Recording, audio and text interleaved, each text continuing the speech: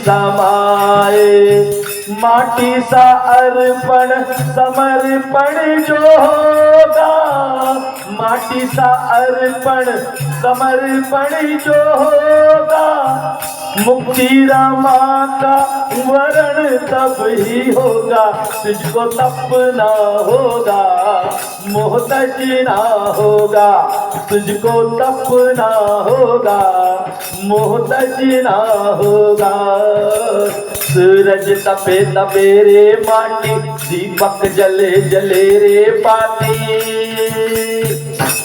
तुझको तपना होगा, मोह तजना होगा, तुझको तपना होगा, मोह तजना होगा।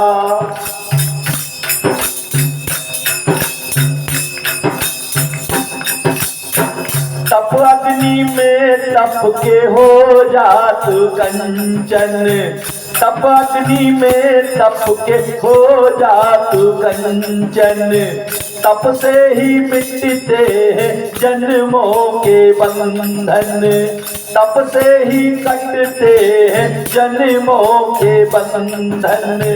तप के बिना तेरा निश्चय पतन है, तप के बिना तेरा निश्चय पतन है, तप ही तो मुक्ति का अंतिम जतन है। तुझको तपना होगा, मोह तजना होगा, तुझको तपना होगा, मोह तजना होगा। सूरज तपे तपे रे माटी, दीपक जले जले रे बाती, तुझको तपना होगा, मोह तजना होगा, तुझको तपना होगा, मोह तजना होगा, तुझको तपना होगा, मोह तजना होगा। सूरज तपे तपे रे माटी, दीपक जले जले रे बाती, सूरज तपे तपे रे माटी, दीपक जले जले रे बाती, तुझको तपना होगा, मोह तजना होगा, तुझको तपना होगा, मोह तजना होगा, तुझको तपना होगा, मोह तजना होगा। ये मोह है ना, मगर और कोई नहीं है। आपको लगता होगा कि मगर और कोई हो, मगर और कोई नहीं है, मोह ही मगर है। ये जो मोह देता ना, इतना काम और कर ले, ये भी करके चले जाए, ये कथा में आने में देर करवा देता है। और दूसरा जो मोह खड़ा हो जाता है यहाँ पर आने के बाद में कि अरे 5 बजे तक हो जाना था, 5:30 बजा दिए पंडित जी ने, तो ये मोह तब से दूर कर देता है। तो मोह का तजना क्यों? क्योंकि आज का ये जो पल है, हो सकता है इस पल को आने में साल भी लग जाए, है ना? और इसके बाद तो वही जो चल रहा था वही चलेगा, वही चलेगा ना। तो आपको अगर ये पल दोबारा कल भी मिल सकता होता तो फिर अपन सोच लेते कि चलो कल भी तो तैयार है। लेकिन ये पल जो जा रहा है ना, सावन का अंतिम दिन आ गया है, अब इस सावन के इंतजार के लिए 1 साल पूरा लगाना पड़ेगा, तब जाकर के भोले बाबा की कृपा प्राप्त होगी। और वैसे ही अगर सबके मन के भाव रहे तो फिर कोई कथा प्रारंभ होगी, भगवान का गुणगान प्रारंभ होगा, तो हमारा तप हो जाएगा। लेकिन अगर इतने दिनों में हम 3-3 घंटे बैठ सकते हैं, तो मैंने जो निवेदन करा कि आप लोग रामचरितमानस के उत्तरकांड के 19वें दोहे से लेकर के 25वें दोहे तक, 26वें दोहे तक आप अपने घर में बच्चों को पढ़ाना प्रारंभ करिए। बच्चे कहेंगे आप सुनिए क्या होगा, उसमें राम राज्य का वर्णन है। जब राम राज्य का वर्णन आपके घर में रोज रोज होगा, तो मैं आपसे कहता हूं कि राम जी का राज्य आपके घर में स्थापित हो जाएगा। आपकी बहुएं सीता के जैसी हो जाएगी, आपके बेटे राम लखन के जैसे हो जाएंगे। और अगर ये नहीं हुए तो आप तो कौशल्या जैसी हो ही जाओगे, आप तो सुनैना जैसे हो ही जाओगे, क्योंकि आपने इतने दिन राम कथा सुनी है। और अगर हम सुधर गए तो सब सुधर जाएंगे। बोलो सीताराम। क्यों? क्योंकि संसार में एक आदमी को सुधारने की छूट मिली है, एक जन को आप सुधार सकते हो। और वो कौन हो? आप अपने आप को। नहीं तो माई उनको गलत समझ लेती कि एक तो हमको भी मिला, हम सुधार देंगे, है ना। ऐसा नहीं करना, अपने को स्वयं को सुधारना है। तृतीय अध्याय प्रारंभ होता है सत्यनारायण भगवान की कथा का, और इस कथा में राजा उल्कामुख और साधु वणिक की कथा आती है। एक समय की बात है, सुध जी शौनक आदि ऋषियों को कहते हैं कि एक समय की बात है, उल्कामुख नाम का एक राजा था, और वो राजा भगवान श्री सत्यदेव का पूजन नियमित किया करते थे। जब राजा पूजन करेगा तो फिर उसकी भव्यता भी वैसी होगी। अगर राजा पूजन करेगा तो उसके अकेले के लिए तो नहीं करेगा, पूरे राज्य के लिए करेगा, क्योंकि राजा स्वयं का नहीं बचता, उसका संपूर्ण जीवन सार्वजनिक हो जाता है और उसके सारे कर्म सार्वजनिक हो जाते हैं। तो राजा जब पूजन के लिए गया तो नदी के तट पर वो पूजन करवा रहा था। उस नदी का नाम था भद्रशिला। भद्रशिला नदी के तट पर राजा पूजन करवा रहा था। बड़े स्तर पर वो जो पूजन कर्म हो रहा था, सत्यनारायण भगवान की कथा इसी प्रकार का पांडाल डाल करके, मंडप लगा करके, सजा करके की जा रही थी। उसी समय की बात है कि जो नदी का तट था, वहां पर आने जाने वाले राहगीरों में, नदी से जो इस पार से उस पार व्यापार के लिए आते जाते रहते थे, उनमें एक साधु नामक वैश्य, जो एक बड़ा व्यापारी था, वो अपने देश तो देश, दूर देशों में भी जाया करता था व्यापार करने के लिए। तो उस वैश्य ने जब वहां पर देखा कि महाराज पूजन कर रहे हैं, तो वो वैश्य भी आया। और आपको मालूम है, जब राजा कोई काम करे तो जिन लोगों का राजा से संबंध रहता, वो सारे के सारे वहां पे हाजिरी भरवाने आते। भले भगवान की पूजन की जरूरत नहीं हो, लेकिन हाजिरी की तो जरूरत है, क्योंकि राजा देख लेगा कि आया था पूजन में। तो लोग ऐसा भी कर्म करते हैं। तो जब वो पहुंचा तो वहां पर पूजन चल रहा था। पूजन कर्म देखते हुए वैश्य के मन में बड़ा विचार आया कि बड़ा अच्छा पूजन हो रहा है, बड़ी अच्छी बात है। लेकिन क्या है, लकड़हारा जो था वो भावनाशील था, उसके मन में ये भाव आया था कि मेरे को सत्यदेव की पूजा करना है। लेकिन वैश्य जो है वो व्यापारी है, और व्यापारी के मन में क्या आता है, व्यापार करने का। और मैं कहता हूं भगवान से सब कुछ करना, व्यापार मत करना। बिना बांट के तोलता है वो, बिना बांट के तोल लेता है। हाँ, सदगुरु मेरा बानिया बिना बांट का तोल, बिना बांट के तोल के ले जाता है। और कह भी नहीं सकते कौन से किस हिसाब में तोला, कबाड़े में तोल दे। तो इसलिए भगवान से व्यापार नहीं करना। भगवान से तो जब भी करना तो उससे अधिकार करो, व्यापार मत करो, अधिकार करो। आप उसके पुत्र पुत्री बन के अधिकार से बोलो। यदि आप व्यापार से बोलोगे कि ऐसा कर दो तो हम ऐसा करेंगे, तो आप व्यापारी हो गए। और व्यापारी में जो बड़ा व्यापारी होता है वो छोटे व्यापारी को लूट लेता है। तो भगवान से बड़े व्यापारी तो नहीं हो आप। तो एक काम करो कि आप अधिकार में आ जाओ और उसके बेटा बेटी बन जाओ। और जब भी बेटा बेटी बनोगे ना, तो जो बच्चा होता है, छोटा बच्चा होता है, तो वो ये नहीं देखता कि ये प्रधानमंत्री है, वो उसका भी चश्मा खींच लेता, गोदी में लेते। और अगर थोड़े बड़े हो गए हैं तो वो माता पिता से किसी भी प्रकार के हट करके अपनी जिद पूरी करवा लेते। तो वैसे भगवान से आप उसके पुत्र पुत्री बनो। आप व्यापारी बनोगे तो परेशानी में आओगे। देखो व्यापारी की कथा हम सुनने जा रहे हैं। तो साधु नामक वैश्य के मन में आया कि ये जो कथा कर रहे हैं ना, इस कथा को मैं भी कराऊंगा, मैं भी इस कथा को कराऊंगा। राजन से पूछता हूँ। कथा पूरी हुई। राजा से पूछा कि महाराज आप क्या कर रहे थे? तो कहने लगा राजन कि भाई मैं तो हमेशा हर पूर्णमासी के दिन भगवान सत्यदेव की कथा करता हूँ, और उस कथा को करके अपने परिवार जनों के साथ, नगर जनों के साथ भगवान का कीर्तन करते हुए संध्या काल का समय व्यतीत करता हूँ, और प्रसाद आदि का वितरण करता हूँ, सभी लोगों को भोजन कराता हूँ, ब्राह्मणों को दक्षिणा देता हूँ। अब साधु वैश्य के मन में आया तो वो भी प्रसाद ले लेता है। प्रसाद लेकर के घर आया, विचार करता है कि मेरे घर कोई पुत्र या पुत्री नहीं है।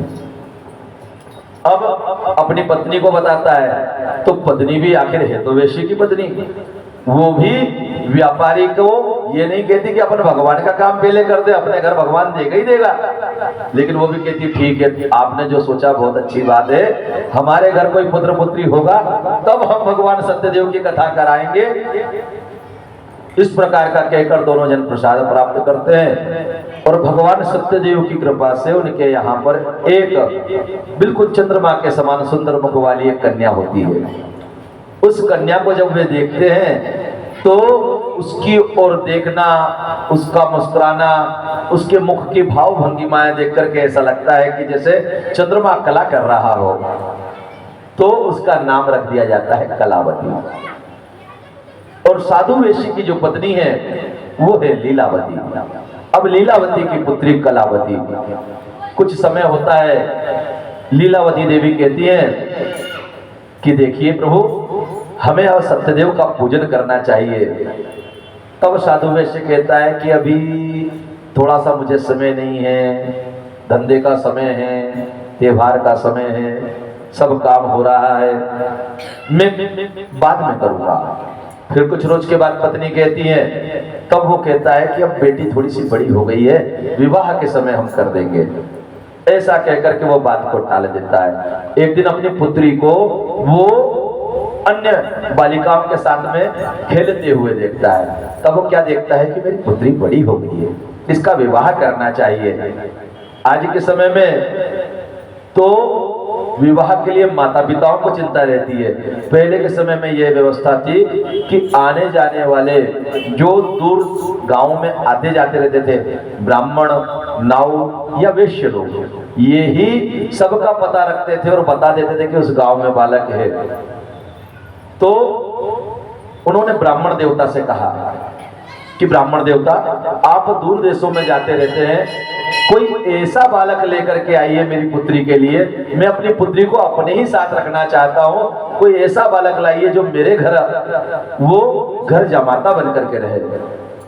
तब क्या हुआ ये कि वो ब्राह्मण देवता गए और एक ऐसे बालक को लेकर के आए जिसके माता पिता नहीं थे, काका काकी के पास वो रहा करता था। उस बालक को ला करके वे उस वेश्य से मिलाते हैं। जब वेश्य से उनको मिलाया तो क्या हुआ, वेश्य को बालक बड़ा अच्छा लगा।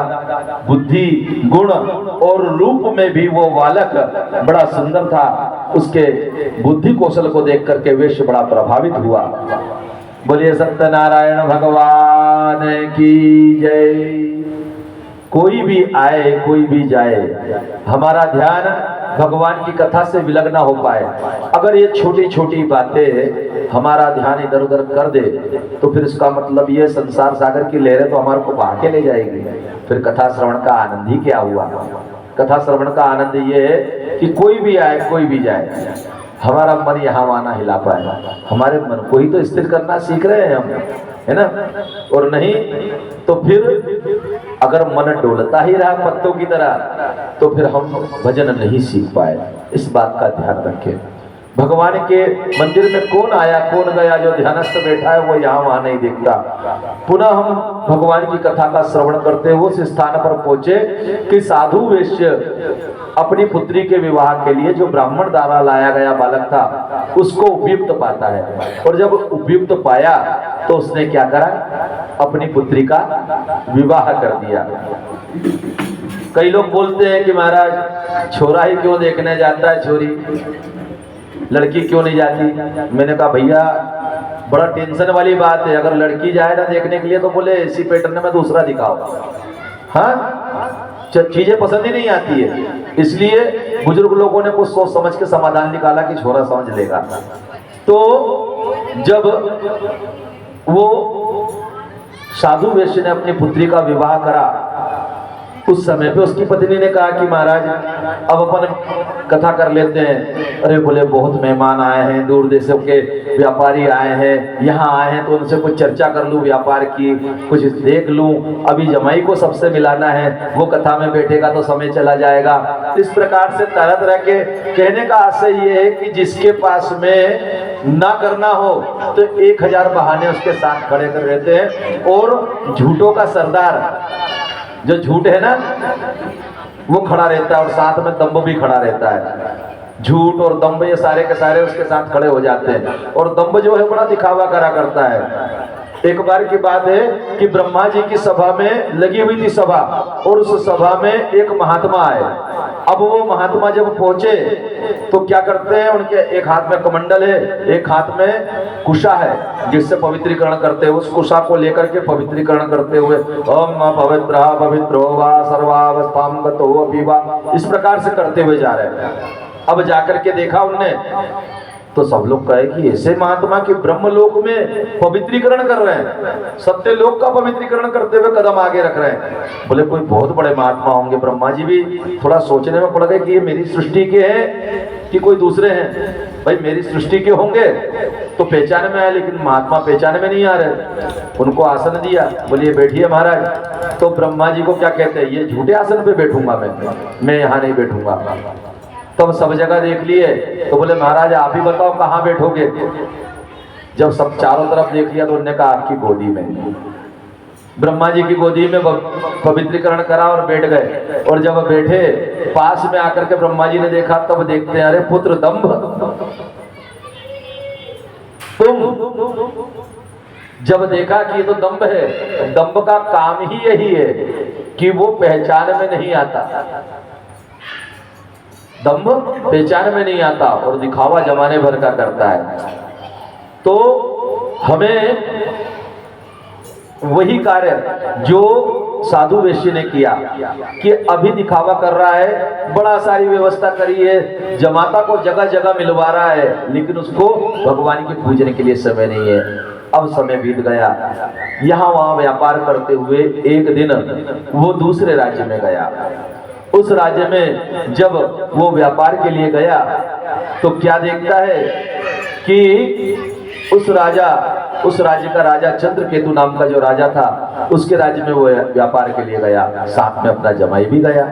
यहाँ पर पत्नी और पुत्री को सेवक आदि दे करके वो छोड़ करके चला गया कि आप इनकी सेवा करना। जब वहां पर वो व्यापार कर रहे थे तो एक दिन राजा के दरबार में चोरी करने वाले चोर आए और उन चोरों ने चोरी करी, और चोरी करने के साथ ही वो चोर सामान लेकर के भगे। और जब सामान लेकर के भगे तो सामान का वजन ज्यादा होने से साथ में कुछ सिपाही भी उनके पीछे लग गए थे, इसलिए वो चोर शीघ्रता से भग नहीं पाए और भागते भागते उस सराय के पास से निकले जहां पर वो वैश्य अपने जमाई के साथ सोया हुआ था। दोनों ससुर और दामाद सोए हुए थे।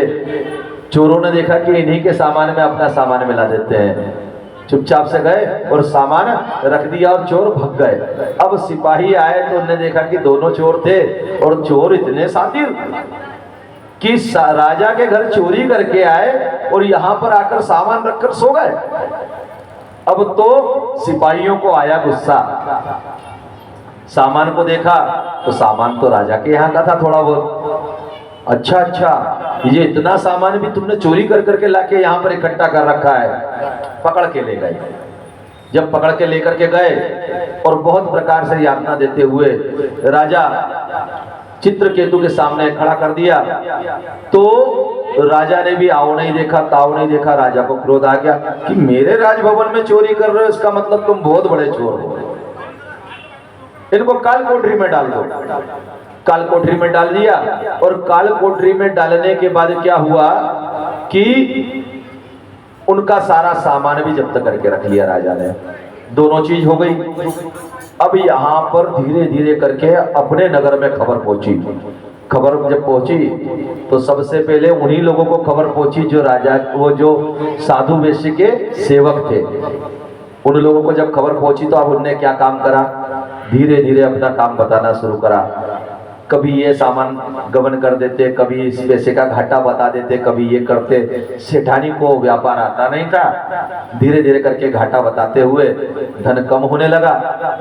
एक दिन उन सेवकों के मन में आया कि कब तक हम इनके नौकर बन के रहेंगे, अब तो सेठ जी भी नहीं है, तो एक काम करते हैं, अपन आग लगा देते हैं घर में, और घर में आग लगा देते हैं और सारा सामान चुपचाप से खाली कर लेते हैं।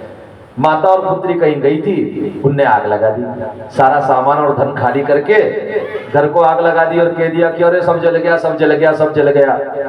अब माता और पुत्री के पास में जो आग के ऊपर गहने आभूषण थे और वस्त्र थे, उसके अलावा उनके पास कुछ नहीं बचा। एक गौशाला थोड़ी सी दूर बनी हुई थी घर की, जिसमें गौ माताएं रहा करती थी। उन्हीं गौ माताओं के साथ माता पुत्री रहने लगी। रहते रहते कुछ समय बीता, जो धन था पास में वो भी समाप्त हो गया। और उस धन के समाप्त होने के साथ ही क्या हुआ कि अब तो उनके भोजन के भी लाले पड़ने लगे।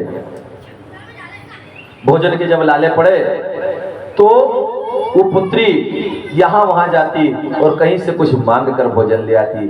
एक दिन की बात है कि वो पुत्री भोजन के लिए एक ब्राह्मणी के द्वार पर पहुंची।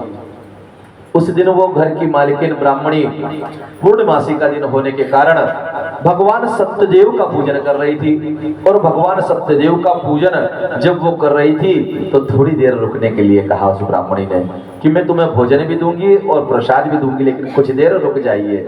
वो वहां पर रुक कर बैठी रही। जब वो बैठी तो उसे प्रसाद और भोजन दोनों ही उस घर की मालकिन ने दे दिया। जब वो प्रसाद और भोजन लेकर के आई तो संध्या का समय थोड़ा ज्यादा हो गया था। माता ने पुत्री को दलकारा, डांटा कि बेटा तू इतनी रात तक कहां से आ रही है? अगर भोजन नहीं मिला तो आज हम भूखे रह लेते, लेकिन तू इतनी देरी क्यों करती है? क्या तेरे मन में कोई खोट आने लगा है? तो वो पुत्री कहती नहीं माता, मैं जिस घर पे भोजन के लिए गई थी उस घर की स्वामिनी भगवान सत्यदेव की कथा कर रही थी। मेरा मन भी सुनने का हो गया, मैंने उस कथा को सुना, साथ में प्रसाद भी लाई हूँ और उसने आज उत्तम भोजन बनाया था तो हमें ताजा ही भोजन दे दिया माँ। अब माता के मन में आया कि बेटा अब मैं तुझे बताती हूँ, जब तू नहीं हुई थी ना उस समय तेरे पिताजी रत्नसारपुर गए थे और वहां से राजा का प्रसाद लाए थे। उन्होंने मुझे बताया था कि ये प्रसाद हम पाते हैं, हमारे घर कोई बच्चा हो जाएगा तो हम भगवान सत्यनारायण की कथा करेंगे। लेकिन तुम्हारे पिताजी ने सत्य की बात को नहीं माना, अपने किए हुए वादे को भगवान से बारंबार उन्होंने जब बोला, तुम्हारे विवाह के समय भी मैंने कहा, तुम्हारे पैदा होने के बाद भी कहा, तुम्हारे पिताजी ने इस बात को नहीं माना। अब अपनी भूल याद जब आई तो लीलावती क्या कहती है कि हे भगवान सत्यदेव आप हम पर कृपा करिए। और बेटी से कहती कि बेटी जैसा होगा फूल पूजा पा जो मिल जाएगा, कल हम भगवान सत्यदेव का पूजन करेंगे। और जैसा ही मन में विचार करा, जो विचार कर हो मन माही, प्रभु प्रताप कछु दुर्लभ नहीं। एक बार बोलो तो सही भैया, जो विचार करहूं मन माही, प्रभु प्रताप कछु दुर्लभ नहीं। इसका मतलब यही हुआ कि अगर आप सच्चा विचार करोगे तो भगवान की कृपा से वो पूरा हो जाएगा। क्यों?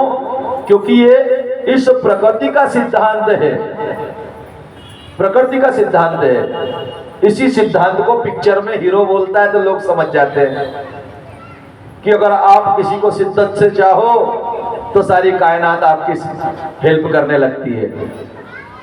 और इसी बात को जब रामचरितमानस कहता है तो क्या बोलते हैं? जही कर जही पर सत्य सनेहु, सो ही मिलही न कछु संदेहु। जिसको जिसके ऊपर सच्चा विश्वास होता है वो उसको प्राप्त होकर रहता है, भले ही वो इंसान हो कि भगवान हो। बोलो सीताराम।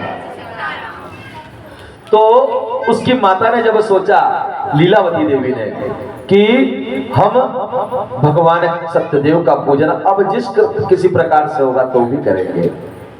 रात को दोनों माता और पुत्री ने भगवान का प्रसाद पाया। प्रसाद पाने के साथ ही क्या करा, वो जो भोजन आया था वो भी पा लिया। भोजन पा करके वे सोई, गौशाला में रहती हैं। रात को भगवान सत्यदेव सपने में आए। सपने में आकर के कहते हैं कि लीलावती देवी, आपने कुछ धन जो गौशाला के निर्माण के लिए बचा करके रखा था, वो धन इस गौशाला में भूसे के नीचे दब गया है। जिस कोने में आपने उसे रखा था वही पड़ा हुआ है, तुम उसे निकाल लो और भगवान सत्यदेव का पूजन करो।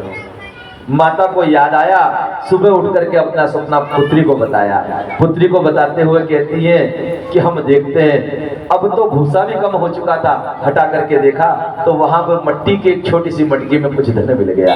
धन जब मिला तो मन भी अच्छा हो जाता है, क्योंकि धन और मन में दोनों में पीछे न है, धन में भी ना है और मन में भी ना है, और ये दोनों एक दूसरे को मिल जाते हैं ना तो अच्छा लगने लगता है। कई बार तो बुखार भी ठीक हो जाता है, बोला सीताराम। तो जब धन प्राप्त हुआ तो मन भी ठीक हो गया, और मन जब ठीक हुआ तो अब तो उत्साह आ गया। जब मन अच्छा होता है ना तो अच्छा लगने लगता, उत्साह आने लगता, और जब उत्साह आता है तो व्यक्ति अपनी क्षमता से दुगना कार्य कर लेता है। उत्साह की विशेषता है ये कि अपनी क्षमता से दुगना काम करा देता है। अब जब धन मिला तो वो लीलावती देवी अति प्रसन्न हो गई, पुत्री को पहुंचाया, सारा सामान लेकर के ब्राह्मण देवता के यहाँ खबर करी। अब तो क्या हुआ कि उन्होंने कथा करी। कथा करने के बाद में बड़ी ही प्रसन्नता के साथ प्रसाद पाया। शाम को भगवान के भजन करे और उसके बाद में सोई। अब भगवान सत्यदेव ने विचार करा कि मेरे ही क्रोध के कारण साधु वेश्य और उसके जमाई की ये दशा हुई कि उन्हें कैद खाने में रहना पड़ रहा है। अब भगवान सत्यदेव ने क्या किया, एक स्वप्न और दिया। किसको? राजा चित्रकेतु।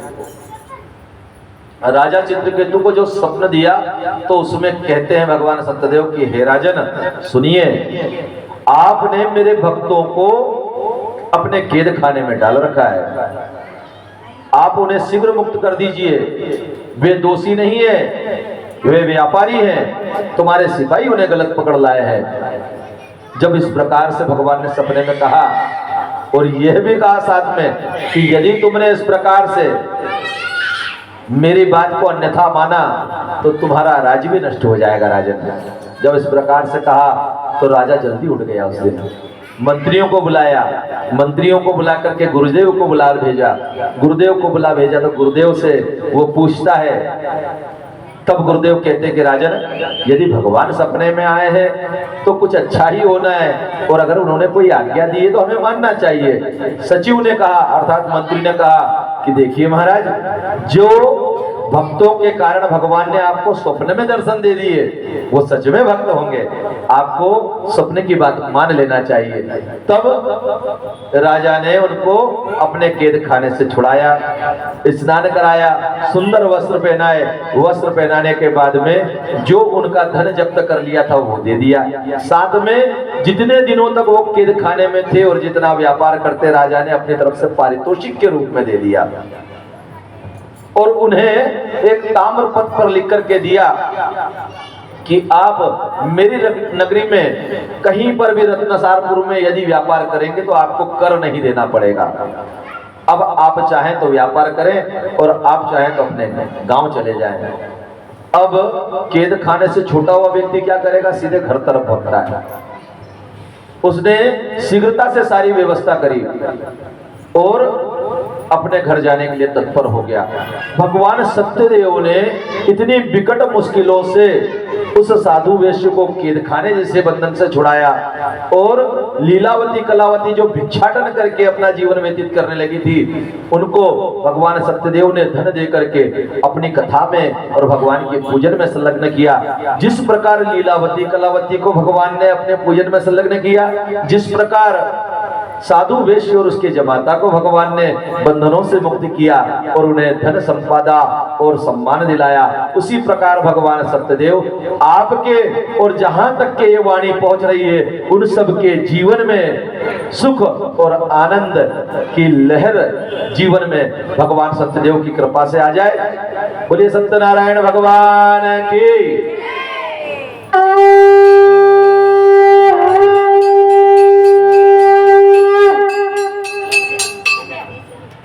बोलिए सत्यनारायण भगवान की। इसको बंद कर दो।